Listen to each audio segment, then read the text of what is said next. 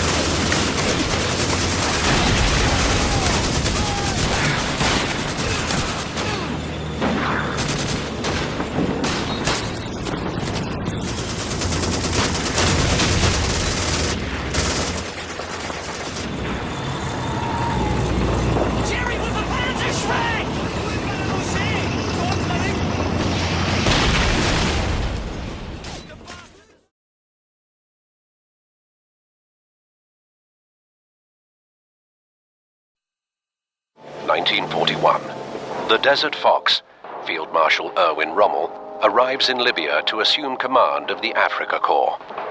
Within a few months, Rommel, the rising star of the German army, recaptures the territory taken by the British Commonwealth forces prior to his arrival. Despite being heavily outnumbered by the British forces, the superior range and armor of the German tanks allows the Africa Corps to take the fight to the Allies. By July 1942, the Desert Fox appears on the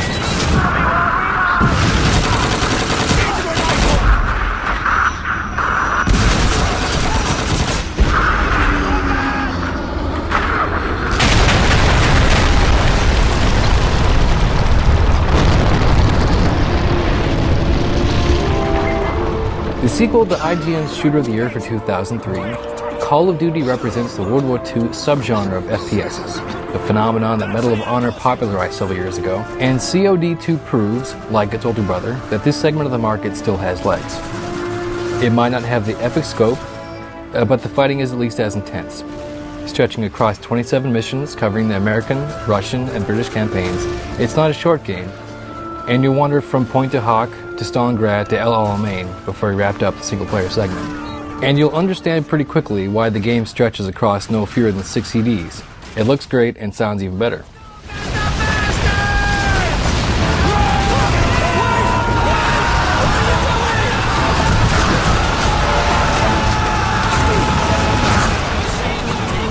Thankfully, COD2's production values don't seem to suffer from the rigors of multi-platform development. Textures look sharp, there's lots of shiny stuff on screen, even the beefiest rigs break a sweat once you crank up all the features. It's not quite the caliber of Fear, but it's darn close. Whatever it may lack in visuals is more than made up for in sound, with the constant layer of combat racket, rattling machine guns, booming flat guns, shouting soldiers, and bullets whizzing past your head. Those are the order of the day, and never completely abates. This game will really take advantage of 5.1 sound, and it'll sink you deep into the gritty explosiveness of the battlefield. The flow of gameplay is mostly the same as the original Call of Duty. You'll get a progressive list of objectives, wend your way towards the star on your compass, and battle your way through scripted events that lead up to an exhausting but exciting climactic event. And despite the fact that most objectives boil down to kill these people or blow this up, Infinity Ward managed to implement some pretty creative ways to go about that. One mission will have you on a rooftop, spotting incoming tanks and troops for artillery strikes. Another will have you performing demolition on a German headquarters. And another will have you battling on foot against mortar teams, squads of infantry, and several types of armor while you defend a bunker full of injured friendlies. In fact, you'll find yourself waiting for reinforcements quite a lot. While Infinity Ward has gotten quite good at making these engagements challenging but not aggravating, it does get pretty exhausting after a while, and the timer, while convenient, does pull you out of the moment a little. However, it probably won't pull you out of the moment as much as the health system, which takes a page from the Halo series. Just sit there and hide after taking some damage, and you'll be ready for further punishment in no time. Grenades will still kill you, but you can take all other kinds of punishment, including a sniper bullet through the skull. This isn't possible in higher difficulties, but the default setting does give you quite a lot of breathing room before you have to run and hide. While this mechanic does eliminate backtracking for health packs or hunting down a medic, there isn't really any context attached to your superhuman prowess.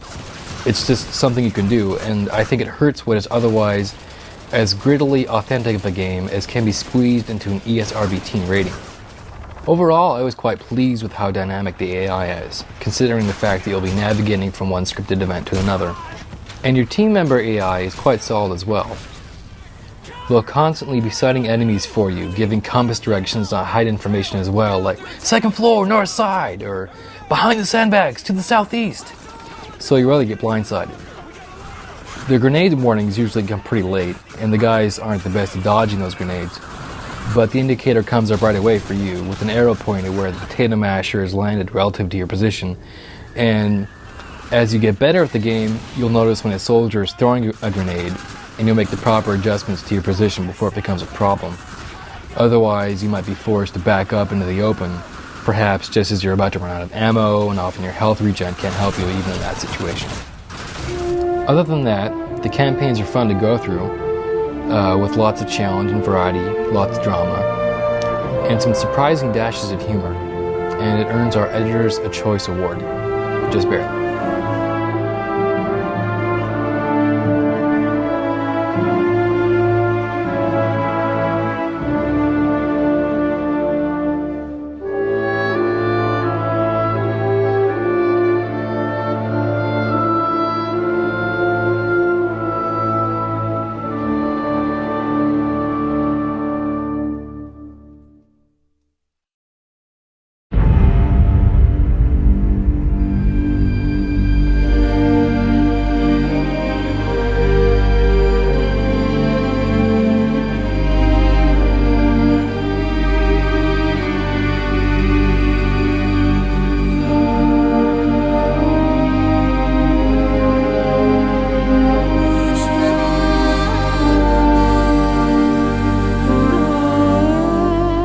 One of the best, if not the best game for the Xbox 360 this fall is Infinity Ward and Activision's Call of Duty 2. You know this game. It's a World War II first-person shooter, and you've played a lot of them. This is the 4th Call of Duty in 2 years, and you've played tons of Medal of Honors.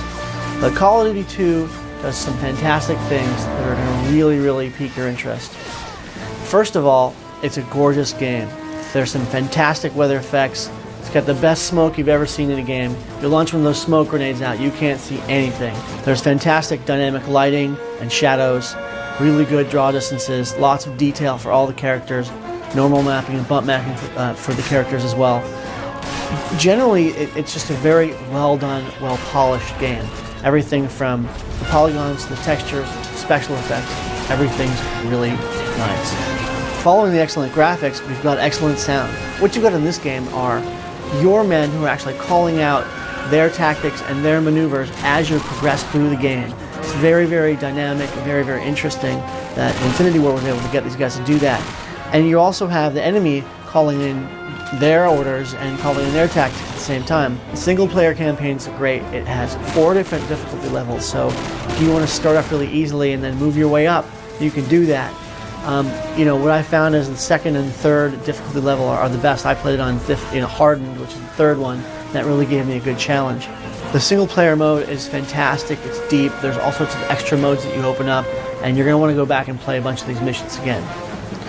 The multiplayer is different than the PC. First of all, you've got 8 players on Xbox Live, 16 players on System Link, and there's 5 modes of play online. You've got Headquarters, Search and Destroy, Capture the Flag, Deathmatch, and Team Deathmatch over 13 maps, a lot of those of which are from the first Call of Duty. But you've also got 4-player split screen on Xbox, which is kind of cool. So you can get 3 friends over, play a split screen match. You can even play two players split screen match.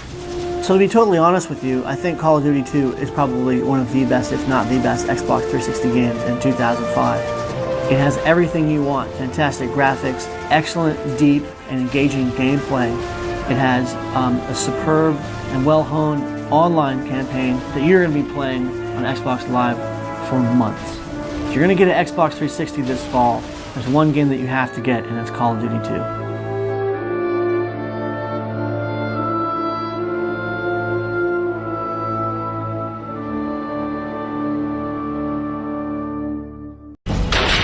Following up on Call of Duty 1 was a big challenge. We weren't sure which direction we wanted to take it. Come behind the scenes with Infinity Ward as they face the challenges and triumphs of creating Call of Duty 2. When we first started out, Infinity Ward was 22 members of the Medal of Honor Allied Assault team that worked out in Tulsa, Oklahoma. In 2002, Infinity Ward began work on the original Call of Duty. We knew that we had money. We were just, this is money. We put it on the table. You need to play this. The news of that prototype just went through Activision like wildfire. The game quickly evolved into a groundbreaking departure for World War II first-person shooters, earning it over 80 Game of the Year awards. That set like a pretty high bar for Call of Duty 2. What are we going to do differently? How are we going to top that? Well, one of the things about Call of Duty 1 where some people felt it was a little too linear. So we wanted to open up the gameplay. This required reinventing the AI completely because we didn't know which direction the player would be approaching an objective from. So You can't just pre-plan a course and do a series of scripted events. You need to really algorithmically figure out how to respond to what the player's going to do from any angle. So we had to create very autonomous AI that could retreat from his position, can set up ambushes, can try to flank the player. They've got vision cones, hearing radiuses. They're just much more self-aware than they were in Call of Duty 1. And that was a huge change, a huge overhaul. And it caused us to basically throw out the Call of Duty 1 engine and create our own proprietary technology. There were a lot of challenges that we encountered. Basically, we just made the level we wanted to make and played the game and watched where the AI fell down, and then had to go to the drawing board and try to figure out how to solve these problems. So we did that for a year and a half, basically, just constantly working on the AI, improving it, tweaking it, tuning it until we got to the point where we liked it. Move in! Hassel! Come on, let's go! So one of the things that came out of the nonlinear gameplay mixed with the all-new AI was how do we make this AI even more important to the player and make him appreciate his friendly troops more. And basically what came out of that was the concept of this battle chatter system, where the AI understand the field of battle. They call out enemy troops, they call out position. Now we made the AI so autonomous that they knew where they were, wherever they were on the map. Any location, if they were on a second floor of a building, if they were behind a wall.